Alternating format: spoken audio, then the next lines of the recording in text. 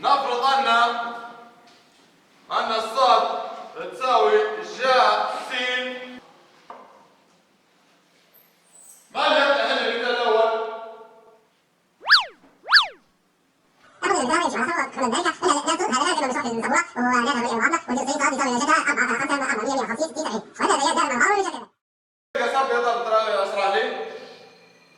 مثال الميادية يمشي مع راكب القسمة مع المثال الرئيسي زيت على ناحية الطماطم ويمشي مع الاتصال يساوي هذول كلهم والله كلها حليتها تمام. شو رايك؟ إذا مساحة المنطقة المحاطة بالمنحنى محور سيناء ومحور صاد الزاويين من المنحنى يجب أن نحدد أولا هذا الجزء من المنحنى الصادي المنطقة المعينة إلى جزئين وأكثر عند تقاطع المنحنى مع ناخذ المثال 102. يا سلام مسكين. لا لا ما ترجع لا ناخذ مثال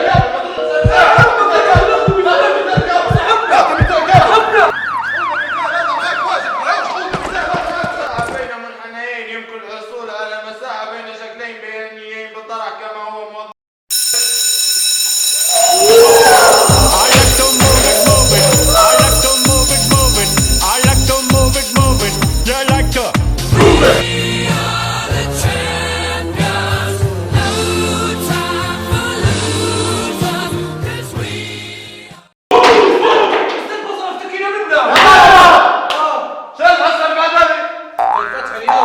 استاذ فتحي خليتها منا اكتب مثال جديد هاي.